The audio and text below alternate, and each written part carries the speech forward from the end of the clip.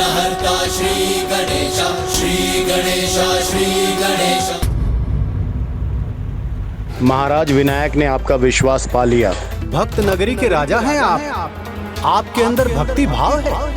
प्रभुत्व का ढोंग करके आपके अंदर विश्वास जगा दिया उन्होंने, ताकि समय आने पर आपका संपूर्ण राजपाट आपसे छीन सके। वो तो हमसे कुछ नहीं मांगते, वो तो बस हमारे भक्ति के भूखे हैं। सेवा तो मैं करना चाहता हूँ। महाराज, आप 56 भोग परोस कर उनका स्वागत करना चाहते हैं, और वो आपके संपूर्ण राज का भोग ही कर लेना चाहते हैं। आप स्वयं सोचिए ना महाराज, नारांतक और देवांतक से युद्ध वो करेंगे, विजय वो पाएंगे, तो प्रजा के मन में विश्वास का भाव किसके लिए उत्पन्न होगा? आपके लिए या उनके लिए? आप कुछ भी कर लें, वो काशी पर अपना अधिकार जमा लेंगे। आप कुछ भी ना कर सकेंगे। जो मैंने कहा वो सत्य है, किंतु उस पर विश्वास अविश्वास करना आपके ऊपर है।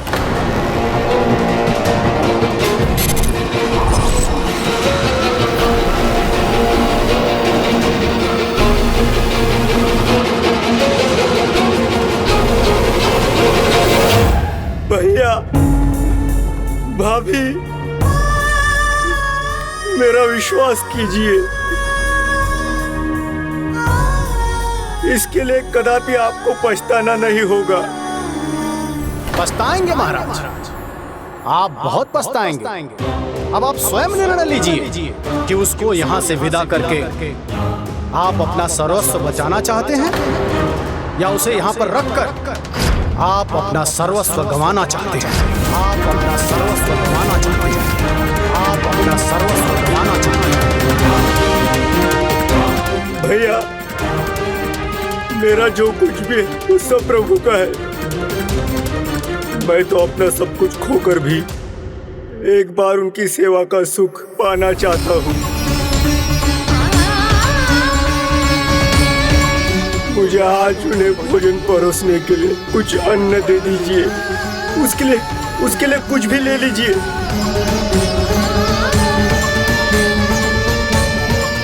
उचित है, मैं अन्न कोष से एक अनाज लेने दूंगी तुम्हें। उसी से अपने प्रभु के लिए जो बनता है वो भोजन बना लो।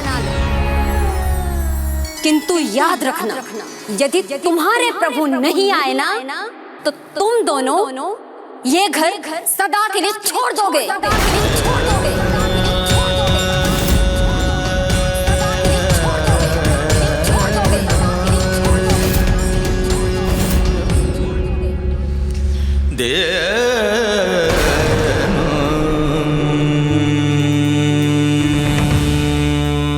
चौंक क्यों गए? तुम्हें तो पूरा विश्वास है ना अपने प्रभु पर, तो फिर शंका किस बात की है? विश्वास है भी और रहेगा भी भाभी। मुझे स्वीकार है, मैं वचन देता हूँ। प्रभु नहीं आए तो ये घर मैं सदा के लिए छोड़कर चला जाऊंगा। तो ये घर मैं सदा के लिए छोड़कर चला जाऊंगा। तो ये घर मैं सदा के लिए छोड़कर चला जाऊंगा।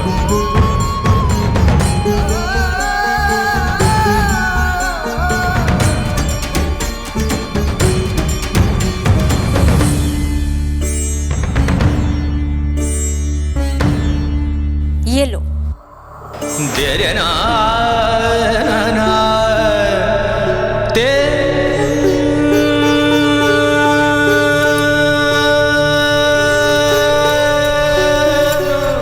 और इससे जो चाहे अपने प्रभु के लिए बना लो, किंतु अपना वचन स्मरण रखना। यदि तुम्हारे प्रभु नहीं आए ना, तो तुम और तुम्हारी ये निठल्ली पत्नी मुझे यहाँ नहीं दिखने चाहिए।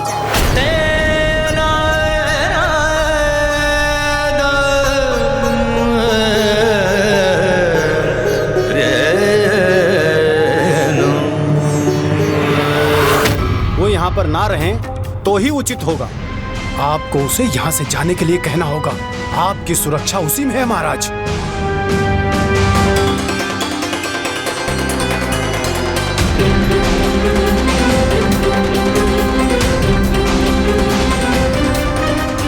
तो क्या ये सब विनायक का षड्यंत्र था?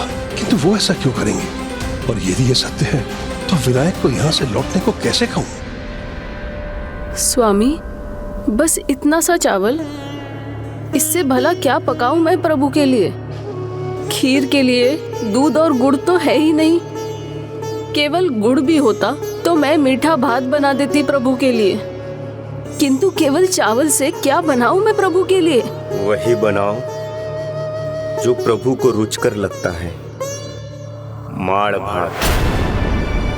चावल ही मिले हैं तो इसका अर्थ है प्रभु को माड़ भात खाने की इच्छा हुई। वो कुछ और खाना चाहते तो हमें कुछ और मिल जाता।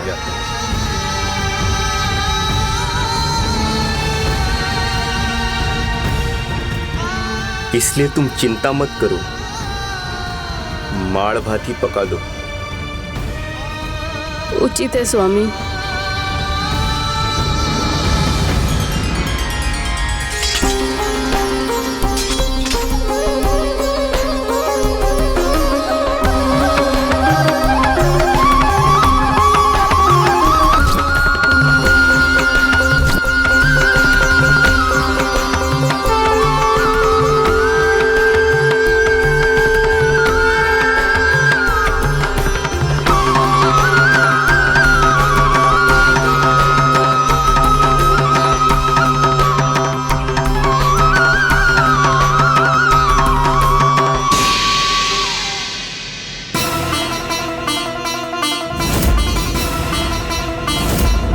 मेरे विश्वास को जीतकर मुझसे घात तो नहीं करना चाहते विनायक? नहीं नहीं, मुझे सतर्क रहना चाहिए।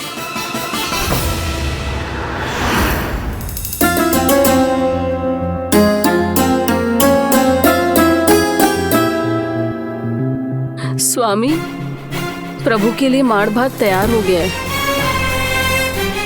अब तो मात्र उनकी प्रतीक्षा करनी होगी। वो आएंगे तो भोजन प्रारंभ होगा।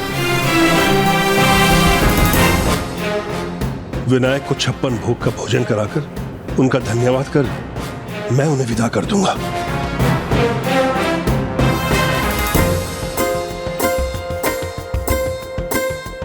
प्रभु, प्रभु शीघ्र आएंगे।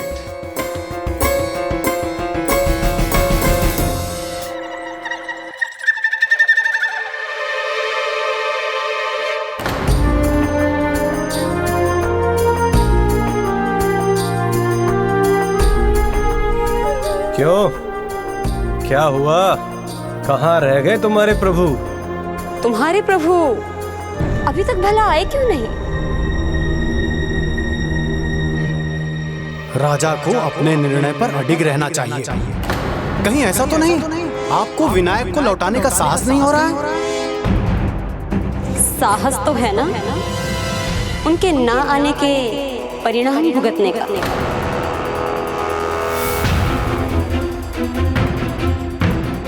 ये घर हमेशा के लिए छोड़ने का। आपने उसे लौटाने का साहस नहीं किया ना महाराज, तो आपको अपना राजपाट छोड़ने का साहस करना होगा। आपको अपना राजपाट छोड़ने का साहस करना होगा। आपको अपना राजपाट छोड़ने का साहस करना होगा। होगा वही जो प्रभु को स्वीकार होगा, किंतु भक्ति भाव से भरा मेरा मन ये जानता है वो अवश्य आएंगे। उन्होंने बार बार मुझे स्वयं पर विश्वास रखने को कहा था, किंतु यदि इसके पीछे मेरा राज्य छीनने का षड्यंत्र था तो उसे मैं कदापि पूर्ण नहीं होने दूंगा।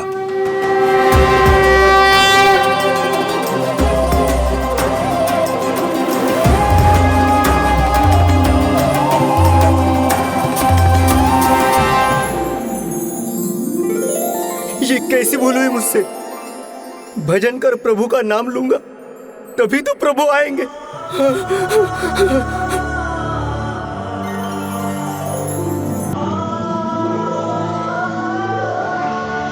प्रभु,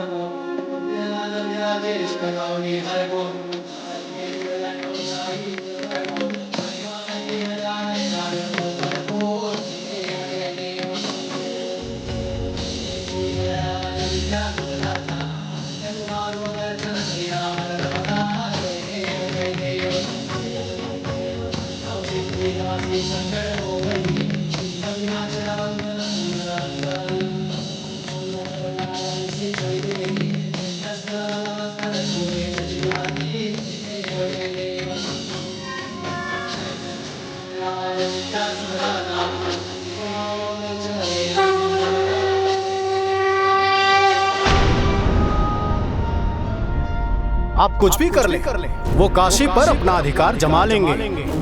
आप अपना सर्वस्व बचाना चाहते हैं या उसे यहाँ पर रखकर आप अपना सर्वस्व गंवाना चाहते हैं? निर्भय निशंक होकर कहूंगा विनायक जी से लौटने के लिए।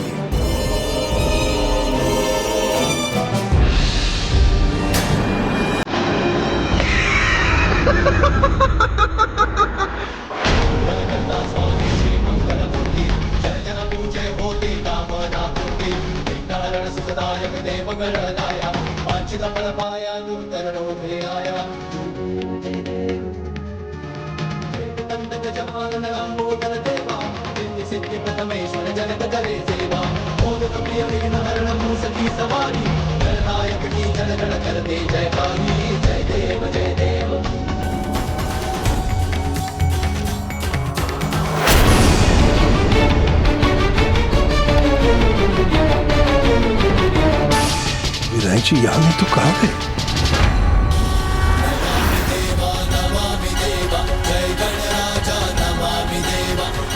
क्या हो गया इसे? कोई इसे रोको। इसके प्रभु तो आए नहीं।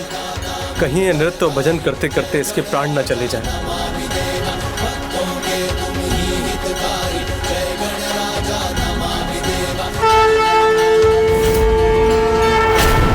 प्रहरी, विनायक जी कहाँ है? वो तो बाहर गए हैं महाराज। उन्होंने बस इतना बताया कि वो किसी परिचित से मिलने जा रहे हैं।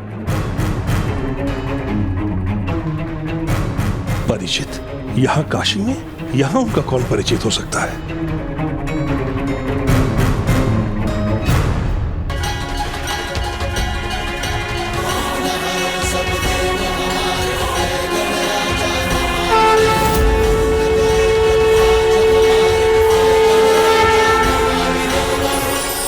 स्वामी,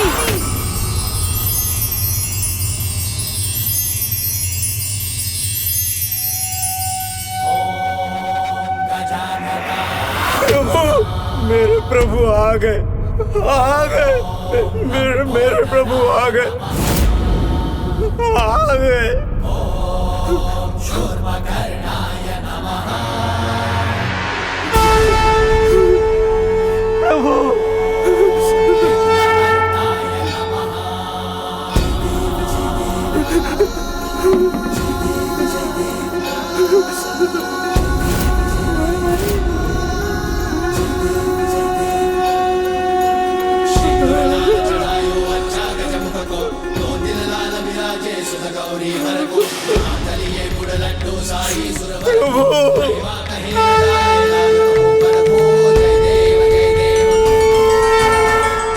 प्रणाम प्रभु। प्रभु, मैं कल्पना तो नहीं कर रहा हूँ, स्वप्न तो नहीं देख रहा हूँ, वास्तव में आप ही है ना प्रभु? स्वप्न नहीं, सत्य है।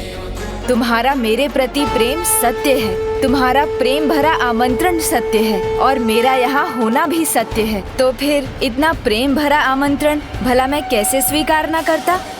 मैं धन्य हो गया प्रभु, आपने मेरी पुकार सुन ली।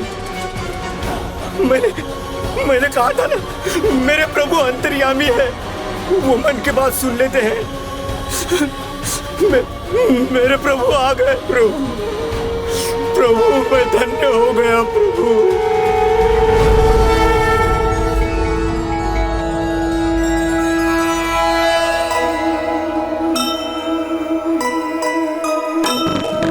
जिसके भी मन में बहे भक्ति की धारा,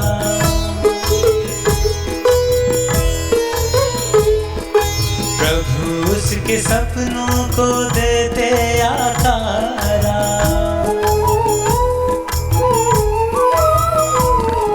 शुक्ल शर्म भी प्रसाद भक्ति का पाए, प्रकट हुए प्रभु दर्श देने को आए। जय गणेश देवा, माता जाति पार्वती पिता महादेवा। प्रिय, प्रभु आए हैं, उन्हें भोजन नहीं कराओगी? किंतु वो भोजन तो जो भी हम भक्ति भाव से प्रस्तुत करेंगे, प्रभु उस भोजन का भोग लगाएंगे। चिंता संकोच सब त्याग दो प्रिय। मैंने कहा था ना, वही भोजन तैयार हुआ है जो प्रभु को खाने का मन था। जी स्वामी, मैं अभी लेकर आती हूँ।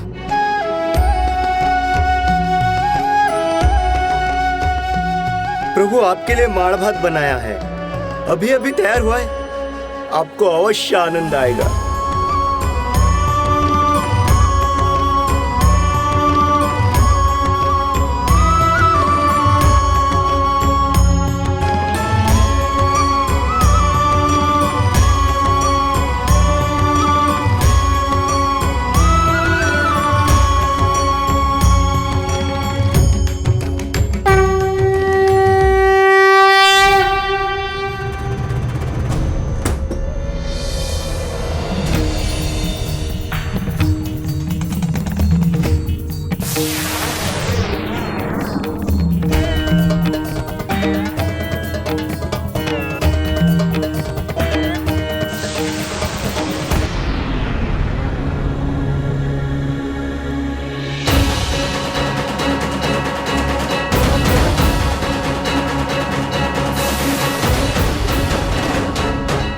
हमने राजभवन में इनके लिए 56 भोग का भोज तैयार किया और ये यहाँ इस दरिद्र के घर में माड़ भात खा रहे हैं। प्रेम से परोसे माड़ भात में जो आनंद है वो किसी राजभवन के 56 भोग में भी नहीं।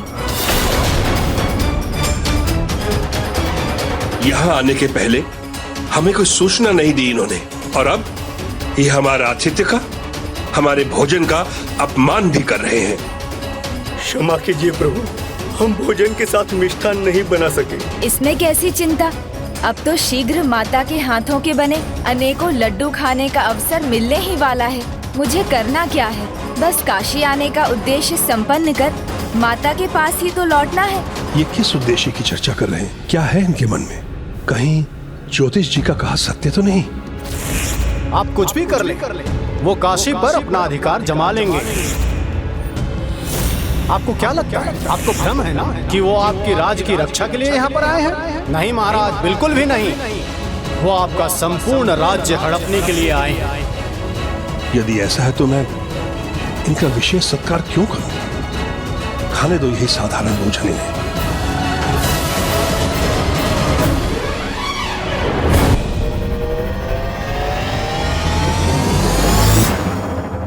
प्रभु, मैं जानता था आप भक्ति भाव के भूखे हैं, ना कि राजसी 56 भोग के।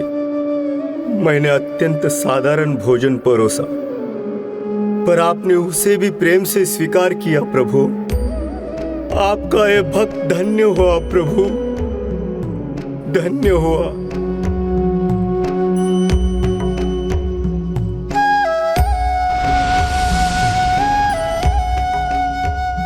क्या हुआ, आप मेरे भोजन पात्र को इस प्रकार क्यों देख रहे हैं?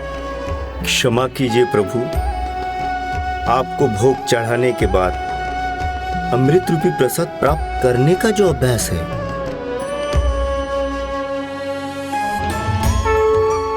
तो फिर ये लीजिए, मेरे हाथों से ही प्रसाद ग्रहण कर लीजिए।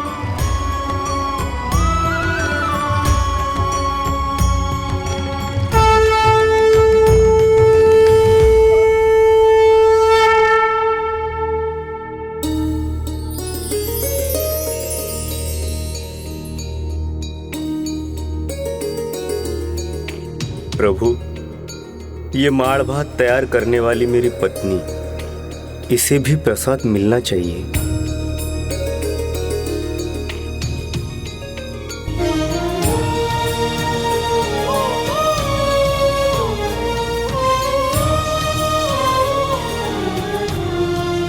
प्रभु, ये मेरा भतीजा है, इसी ने आपके आगमन की सूचना दी थी, इसलिए इसे भी प्रसाद का आशीर्वाद देने की कृपा कीजिए।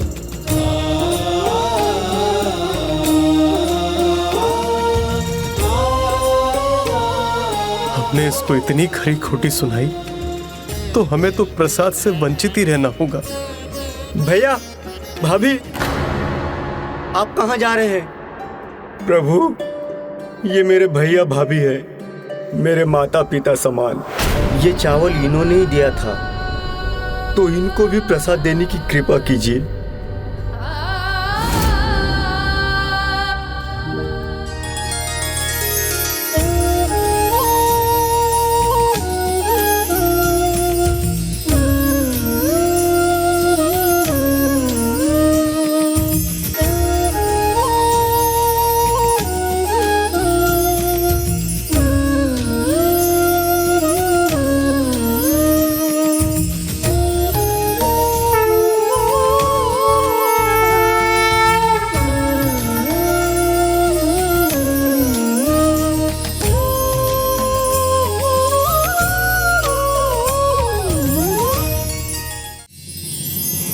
हमें क्षमा कर देना भाई, हमसे बहुत बड़ी भूल हो गई। हम आपकी भक्ति की शक्ति को नहीं समझ पाए, निरर्थक समझते रहे उसे। क्षमा कर दीजिए देवर जी। भाभी, आप क्षमा क्यों मांग रही हैं? आपने चावल दिया, तभी तो प्रभु के लिए भोजन बन पाया।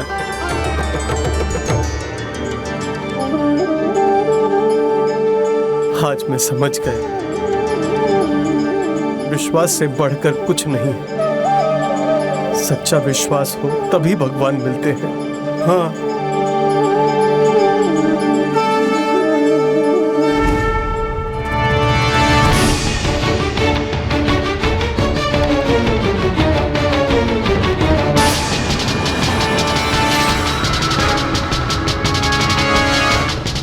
मेरा कार्य संपन्न हुआ। अब जो करना है वो त्रिलोकाधिपति देवांतक को करना है। अब समय आ गया है भ्राता देवांतक कि उस काशी नरेश को मैं स्वयं जाकर उचित पाठ सिखाऊं। तुम बोल रहे हो क्या? वहां विनायक है काशी नरेश की रक्षा के लिए। प्रणाम माता, प्रणाम पिताश्री। अर्थात उस तुच्छ बालक के अंत का समय आ गया है। पुत्र नरांतक, तुम विनायक का अंत करोगे? इतना सब कुछ होने के बाद उसकी शक्ति और दिव्यता का ज्ञान तो हो गया होगा तुम्हें। इसीलिए पुत्र, विचार करो, अहंकार नहीं, क्योंकि अहंकार सर्वनाश का कारण बनता है। अहंकार नहीं है माता, विश्वास है अपनी शक्ति का, अपने पराक्रम का। हम दोनों भ्राता सभी प्रकार की शक्तियों के स्वामी हैं। तपो शक्ति, अस्त्र शक्ति, बाहु शक्ति, ये सब है हमारे पास। फिर वो तुच्छ सा बालक हमें कोई हानि कैसे पहुंचा सकता है? आप चिंता और संकोच मत कीजिए, नारायणतक को जाने दीजिए, क्योंकि मेरे महापराक्रमी भ्राता के आगे वो बालक कदापि नहीं टिक पाएगा। वो बालक हमारे भ्राता को लेश मात्र भी हानि नहीं पहुंचा पाएगा। भ्राता आप जाइए, जाके अंत कीजिए उस काशी नरेश और उसके साथ साथ उसके उस रक्षक बालक का।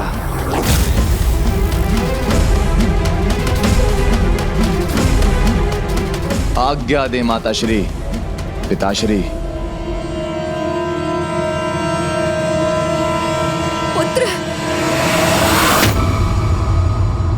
नारायणतक और देवांतक की मां के मुख पर यह भय शोभा नहीं देता।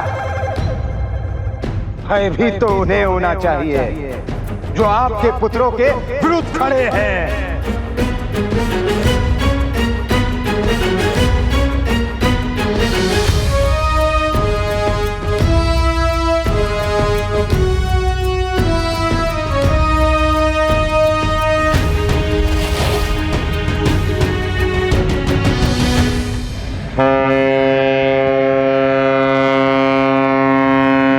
युद्ध का उद्घोष। महाराज, महाराज सावधान, शत्रु ने आक्रमण कर दिया। परंतु विनायक जी कहाँ हैं स्वामी?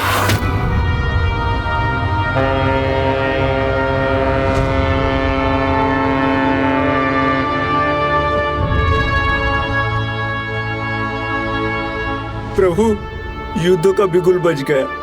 अब मुझे आपकी और सेवा का अवसर नहीं मिल सकेगा, किंतु ये आवश्यक है। काशी के शत्रु नरांतक और देवांतक का आक्रमण है। काशी नरेश को आपकी आवश्यकता होगी तो आपको जाना होगा। विनायक जी कहाँ हैं स्वामी? उन्हें तो आपके साथ होना चाहिए। मुझे उन पर पूर्ण विश्वास है, वो आपकी रक्षा करेंगे।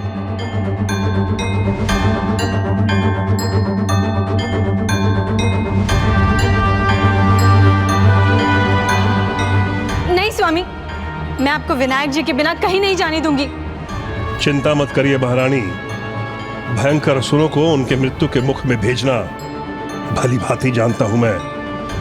किसी अन्य की सहायता की आवश्यकता नहीं, किसी अन्य की सहायता की आवश्यकता नहीं।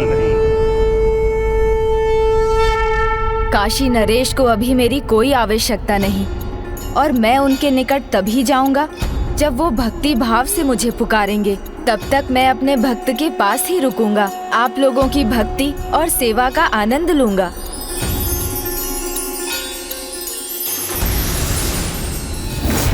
डर विश्वास के विपरीत होता है। जब कोई डर जाता है तो भगवान को ये संदेश देता है कि वो उन पर विश्वास नहीं करता। तो क्या इसी कारण प्रभु विनायक काशी नरेश के प्रति इतने कठोर हो गए थे कि वो उनकी सहायता करने ही नहीं गए? बताइए ना प्रभु।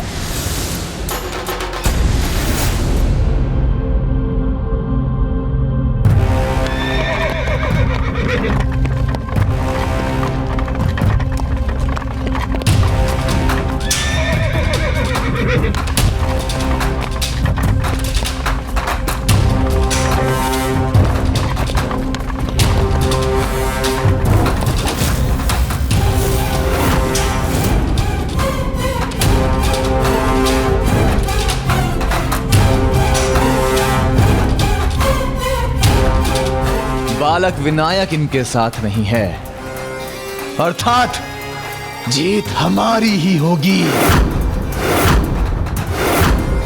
काशी नरेश, कहां है वो बालक जिस पर तुम्हें इतना विश्वास, इतना घमंड है, जिसके बल पर तुमने महान देवांतक और नारांतक को चुनौती दी है? जरा हमारे सामने लाओ उसे। मुझे अपने बाहुबल पर विश्वास है और तुम पर विजय पाने के लिए मेरी भुजाओं की शक्ति ही पर्याप्त है। शुक्ल शर्मा, आपको मुझ पर विश्वास है या अपनी भक्ति पर?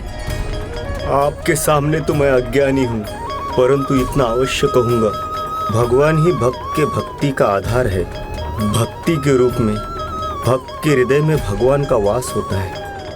यदि भक्त को अपने भक्ति पर विश्वास है तो उसका यही अर्थ है कि उसको अपने भगवान पर अटूट विश्वास है।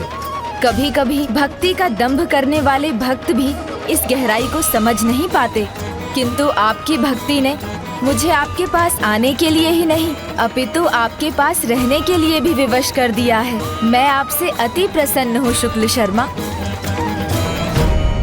असुरों को हराना तो बाल्यकाल से ही मेरा प्रिय खेल रहा है और आज भी मुझे उसमें आनंद मिलता है। तुमको परास्त करके आज भी मुझे आनंद आएगा, जिसके लिए मैं अकेला ही पर्याप्त हूँ। तो ठीक है काशी नरेश, अब तुम्हें इस युद्ध में मैंने अकेला नहीं कर दिया तो मेरा नाम भी नारांतक नहीं।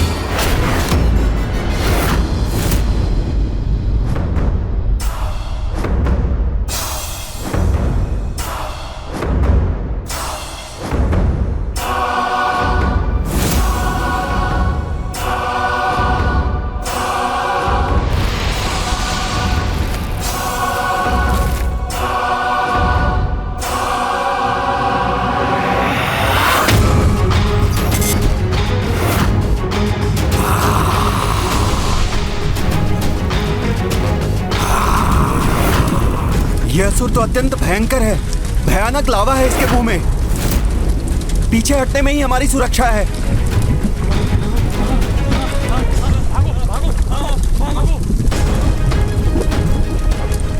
मेरी सेना लौट क्यों रही है?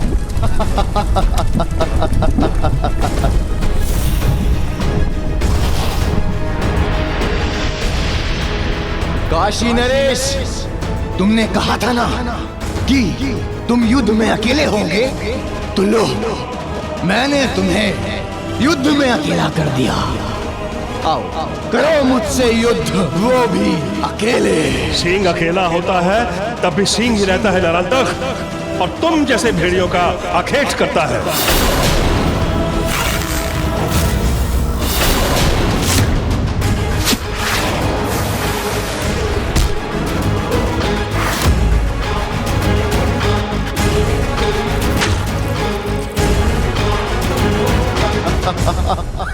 वार करो तो किसी शक्तिशाली अस्त्र का काशी नरेश। इन साधारण बाणों से नारांतक का क्या होगा?